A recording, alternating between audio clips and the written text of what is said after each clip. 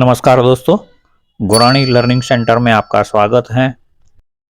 Application की download link description में दी गई है और गुरानी लर्निंग सेंटर 4 अलग-अलग भाषाओं में इलेक्ट्रॉनिक्स रिपेयरिंग की ट्रेनिंग देता है।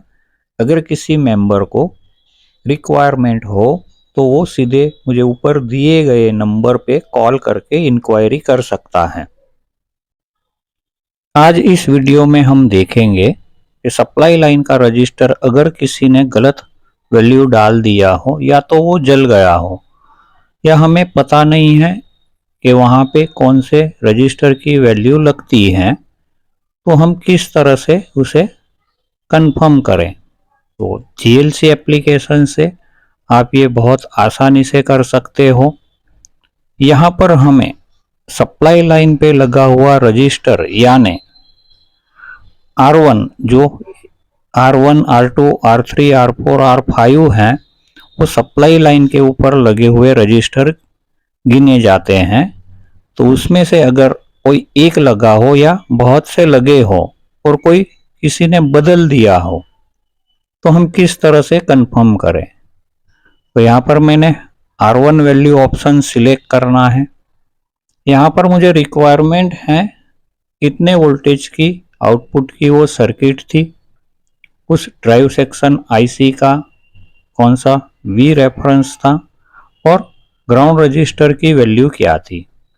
ये 3 ऑप्शन मैंने यहाँ पे एंटर करने हैं तो मुझे वहाँ पे लगा हुआ रजिस्टर की वैल्यू आसानी से पता चल जाएगी। तो हमने पहले ही देखा था एक 12.8 वोल्टेज का जो एक पावर सप्लाई था, जो लास्ट वीडियो में हमने देखा था, एक पावर सप्लाई की डिज़ाइन और एक बक कन्वर्टर की डिज़ाइन, जो दोनों 12 वोल्ट आउटपुट हमें देती थी। तो हम पहले पावर सप्लाई देखते हैं।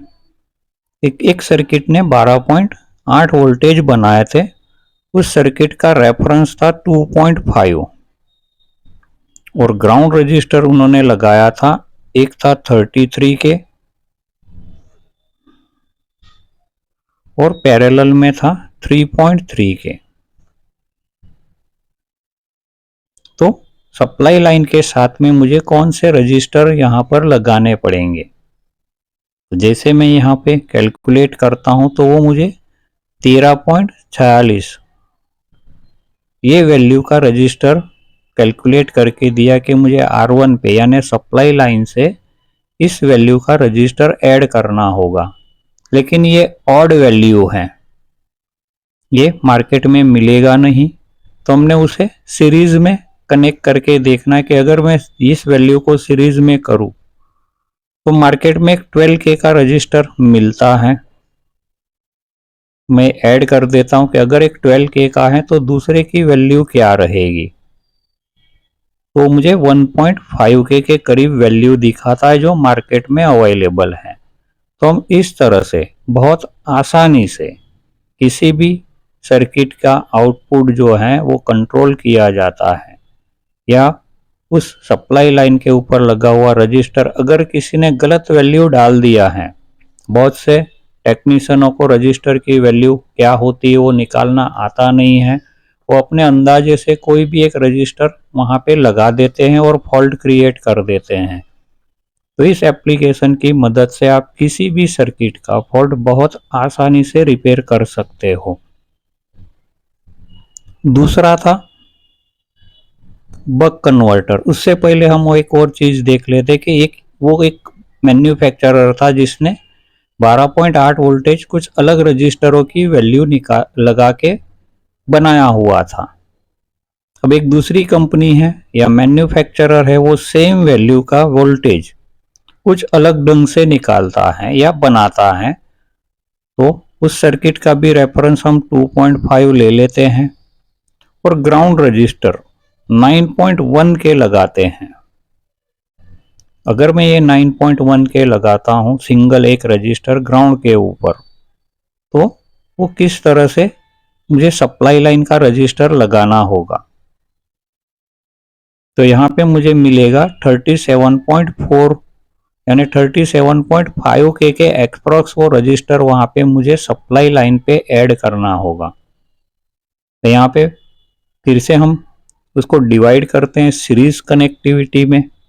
एक 33 के का रजिस्टर मार्केट में मिलता है, अगर वो मैं सिलेक्ट करता हूँ तो मुझे एक रजिस्टर 4.4 यानी 4.5 किलो ओम्स का लगाना चाहिए।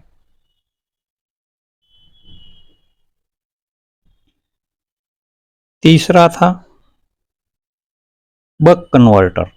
बक कन्वर्टर 12.3 का था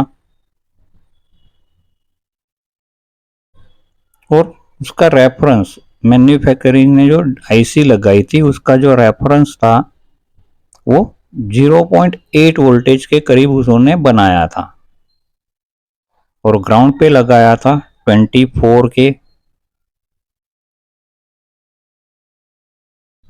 तो सप्लाई लाइन पे मुझे 345 किलो ओम्स का रजिस्टर ऐड करना होगा।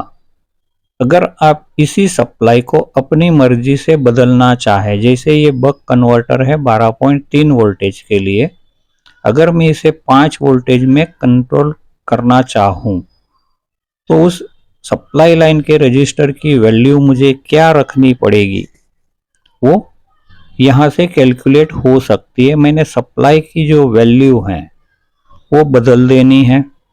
जैसे नॉर्मली हमें रिक्वायरमेंट होती है हमारे एलसीडी एलईडी बोर्ड में 5.3 वोल्टेज की, जो स्टैंड बाय वोल्टेज हो सकते हैं, यूएसबी हो सकता है या तो पैनल का हो सकता है। तो मैं वो सिलेक्ट करूँगा और सप्लाई लाइन की वैल्यू को चेक करने की सोचूंगा कि यहाँ पे अगर मैं चेंजेस करता हूँ तो कौन सी वैल्यू का रजिस्टर मुझे लगाना पड़ेगा।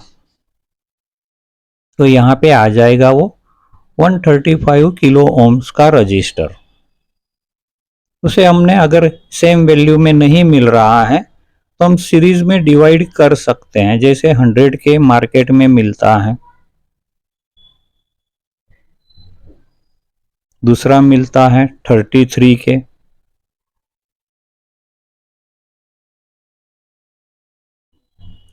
तो मैं कैलकुलेट करूंगा तो वहां पर वो मुझे बरोबर 2K की वैल्यू दिखाएगा, जो हम 1.8 के या तो 1.8 के एक डाल सकते हैं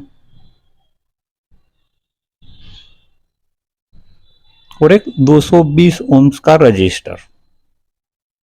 इस तरह से हम उस सर्किट के रजिस्टरों की वैल्यू के किस तरह से मैं रिपेयर करते वक्त किस तरह से रजिस्टरों की वैल्यू चेंज करूं तो मेरा जो आउटपुट है उस सर्किट का आउटपुट बदल के मेरे काम के लिए उसे बना सकूं। तो धन्यवाद दोस्तों, जुड़े रहें गोरानी लर्निंग सेंटर के साथ में। जय हिंद, जय भारत।